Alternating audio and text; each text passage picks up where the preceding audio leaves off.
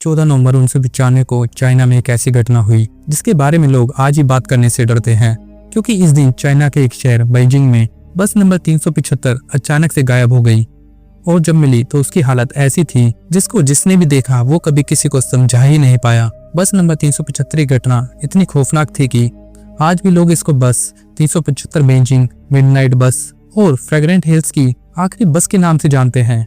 ये कहानी बस नंबर 375 में सवार एक बूढ़ी महिला, एक नौजवान और एक कपल के बारे में है, जिनके साथ अजीब चीजें होने लगती हैं जब वो बस नंबर 375 में सवार होते हैं और अंत में पूरी बस ही गायब हो जाती है। बट वीडियो स्टार्ट करने से पहले अगर आप मेरे चैनल पे नए हैं तो वीडियो को लाइक और चैनल को सब्सक्राइब करना मत भूलिएगा। तो चलिए वीडियो स्टार्ट करते हैं।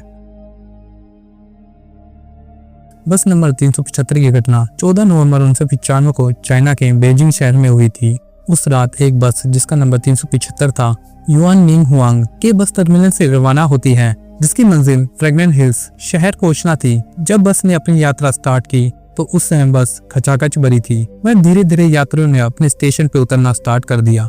जब बस फ्रेग्रेंट हिल्स से 7 स्टेशन की दूरी पे थी उस समय बस लगभग खाली हो चुकी थी। सभी यात्री उतर चुके थे। बस में केवल एक ड्राइवर और एक महिला कंडक्टर थी। आगे चलकर बस एक टर्मिनल पे रुकती है, जहां से एक कपल, एक बुजुर्ग महिला और एक युवा लड़का बस में चढ़ता है। हम बस में टोटल 6 लोग थे, 4 यात्री और 2 चालक दल के सदस्य। जिसके बाद बस फ्रेग्रेंट हिल्स की ओर फिर से बढ़ने लगती है। बट अभी भी वो अपने अंतिम स्टैंड से 6 स्टेशन की दूरी पे थी। बस में पूरी शांति थी। जिस इलाके से बस गुजर रही थी वह भी बिल्कुल सुनसान था, जिसकी वजह से बस के इंजन के अलावा कोई और आवाज सुनाई ही नहीं दे रही थी। पर करीब 4 स्टेशन पहले बस ड्राइवर को बस स्टॉप पर 2 लोग खड़े दिखाई देते हैं। तो ड्राइवर को लगता है ये भी यात्री हैं, जिसके चलते ड्राइवर स्टैंड पे बस रोक देता है और वो 2 यात्री बस के पिछले दरवाजे से अंदर घुस जाते हैं। जब वो स्टैंड पे खड़े थे तो 2 दिखाई दे रहे थे, लेकिन जब वो बस में घुसे तो वो 3 लोग थे।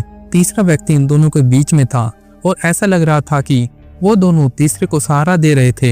इन तीनों ने चीन के पारंपरिक कपड़े पहने हुए थे, पर जिस तरीके से ये तीनों बस में चढ़े और बस में बैठे लोगों ने इन्हें अजीबोगरीब कपड़े पहने देखा, वो सभी डर गए। बस में डर का माहौल इस हद तक बढ़ चुका था कि सभी यात्री अपने स्टेशन का आने का वेट कर रहे थे। और जैसे ही अगले स्टेशन पे बस रुकती है, सबसे पहले बस में बैठा कपल उतर जाता है और उसके उतरने के बाद बस फिर से अपनी मंजिल की ओर चल पड़ती है। अब बस में 7 लोग थे, एक बुजुर्ग महिला, एक युवा लड़का, 2 क्रू मेंबर और वो 3 यात्री। बुजुर्ग महिला बस की बीच वाली सीट पे बैठी थी और युवा लड़का ठीक उसके आगे वाली सीट पे बैठा था और वो तीनों यात्री बस की पिछले वाली सीट पे बैठे थे। पर बुजुर्ग महिला उन तीनों यात्रियों से बिल्कुल भी कंफर्टेबल नहीं थी। वो बार बार पीछे मुड़ के तीनों यात्रियों को पलट के देखती है और हर बार देख के उन्हें और भी घबरा जाती है। बट फिर अचानक से बुजुर्ग महिला उठती है और आगे वाली सीट पे बैठे युवा को डांटने लग जाती है और बहुत गुस्से में चिल्लाती है, तूने मेरा पर्स चुराया है, मेरा पर्स मुझे वापस दे। बट लड़का बड़े शांत स्वभाव से कहता है, मैं तो आगे वाली सीट पे बैठा था, मैं आगे से पर्स कैसे चुरा सकता हूँ। पर बुजुर्ग महिला एक नहीं सुनती और उसे जोर जोर से डांटना स्टार्ट कर देती है। बुजुर्ग महिला की आवाज सुनकर बस कंडक्टर भी उनके पास आते हैं और पूछते हैं कि माताजी क्या हुआ। बट बुजुर्ग महिला गुस्से में बोलती है, इस लड़के ने मेरा पर्स चुराया है। बट लड़का बोलता है, मैं तो उनके सामने बैठा था, तो मैं पर्स कैसे चुरा सकता हूँ। महिला कंडक्टर ने बुजुर्ग महिला को बहुत समझाया कि ये नौजवान आपका पर्स नहीं चुरा सकता, क्योंकि वो आपसे आगे बैठा था, आपका पर्स कहीं गिर गया होगा। महिला कंडक्टर के समझाने पे भी बुजुर्ग महिला बिल्कुल नहीं सुनती और कहती है कि हमें अगले स्टेशन पे उतार दो, मैं इस नौजवान को पुलिस स्टेशन लेके जाना चाहती हूँ। और अगला स्टेशन आते ही कंडक्टर बस रोक देता है और बस के रुकते ही बुजुर्ग महिला और नौजवान बस से उतर जाते हैं और बस अपनी मंजिल की ओर आगे बढ़ जाती है। अब नौजवान लड़का गुस्से में बुजुर्ग महिला से कहता है, यहाँ पुलिस स्टेशन कहाँ है और मेरी आखिरी बस भी आपकी वजह से चली गई, अब मैं घर कैसे जाऊंगा। इस पे बुजुर्ग महिला कहती है, मुझे पता है कि यहाँ कोई पुलिस स्टेशन नहीं है और मैंने आपको पुलिस स्टेशन ले जाने के लिए बस से नहीं उतारा, बल्कि मुझे आपकी जान बचानी थी। छोटा लड़का कहते कि मतलब आपको मेरी जान किससे और क्यों बचानी थी। जिसपे बुजुर्ग महिला रिप्लाई देती है, बस में पीछे 3 यात्री बैठे थे जो काफी अजीबोगरीब लग रहे थे, जिन्हें मैं लगातार देख रही थी। बट अचानक से तेज हवा आई जिससे उनके कपड़े हवा में उड़ने लगे और जब उनके कपड़े उड़ रहे थे तो मैंने देखा कि उनके पैर नहीं हैं। पहले तो मुझे लगा कि ये मेरा भ्रम है, पर ध्यान से देखने पर मुझे पता चला कि वो लोग इंसान नहीं बल्कि कुछ और ही थे। मुझे लगा कि वो भूत हैं तो मुझे उनसे तुम्हारी और अपनी जान बचानी थी, जिसके लिए ही मैंने तुम पर झूठा चोरी का इल्जाम लगाया ताकि हम बस से उतर सके और अपनी जान बचा सके उन तीनों यात्रियों से।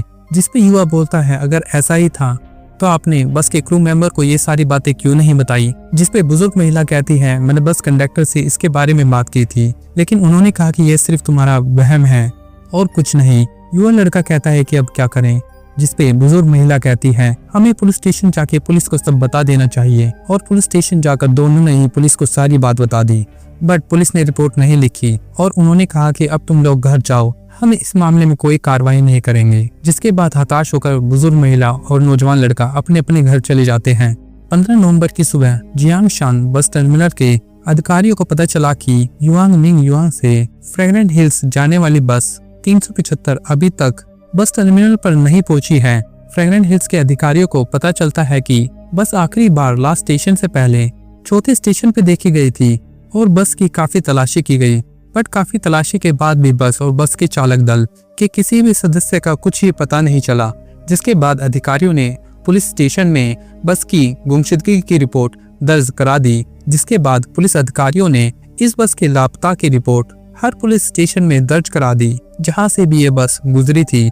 जब बस के गुमशुदगी की रिपोर्ट उस थाने में पहुंची जहां बुजुर्ग महिला और युवा लड़का रिपोर्ट दर्ज कराने पहुंचे थे, उनको समझ नहीं आया कि अब क्या करें, क्योंकि पुलिस ने उन दोनों पे भरोसा ही नहीं किया था। बट फिर भी पुलिस उस बुजुर्ग महिला और युवा लड़के को थाने बुलाता है और उनका पूरा बयान दर्ज करवाता है। जिसके बाद ये खबर पूरे बेजिंग में आग की तरह फैल जाती है और पुलिस भी बहुत तेजी से सभी कैमरों को खंगालना शुरू कर देती है। बट अजीब बात यह थी कि वो किसी भी कैमरे में नहीं दिख रही थी, जिसके कारण से पुलिस वालों के लिए ये घटना और भी रहस्यमय बन जाती है। साथ ही बुजुर्ग महिला एक टीवी चैनल पे 14 नवंबर की घटना सबके सामने यूं की यूं रख देती है, जिसके चलते ही लोगों में और भी क्यूरियोसिटी इस मामले में बढ़ जाती है।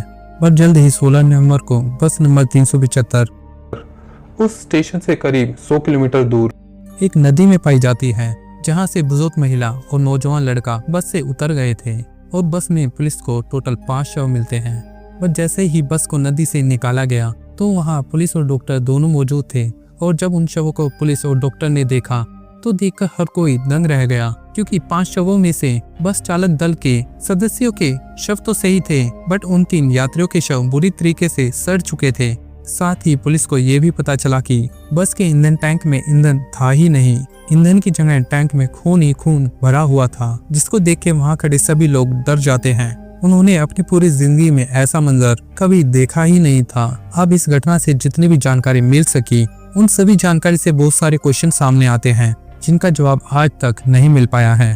पहला, बस में सवार 3 रहस्यमय यात्री कौन थे? उन तीनों यात्रियों को मरे हुए सिर्फ 2 दिन हुए थे, तो उनका शरीर इतना सड़ा हुआ क्यों था? बस में ईंधन ना होने के बावजूद बस अगले 100 किलोमीटर तक कैसे पहुंची? बस के ईंधन टैंक में खून कैसे आया? वह बस किसी बस स्टॉप कैमरे में क्यों नहीं दिखी? क्या वह तीनों यात्री भूत थे? इस घटना के बाद बेजिंग में लोगों ने रूट नंबर 375 पे बैठना बंद कर दिया। यह सिलसिला कई दिनों तक चलता रहा, लेकिन जैसे जैसे समय बीतता रहा लोग इस घटना को भूलने लगे। लेकिन कुछ लोग आज भी इस घटना के बारे में बात करते हैं और कुछ लोग इस घटना के बारे में बात करने से डरते हैं। मेरे हिसाब से नंबर 375 की कहानी एक डरावनी और रहस्यमय कहानी है। यह कहानी लोगों को सोचने पे मजबूर करती है कि क्या दुनिया में भूत और रहस्यमय घटनाएं होती है या नहीं। यहाँ आपका क्या कहना है? कमेंट में अपनी राय जरूर दीजिएगा।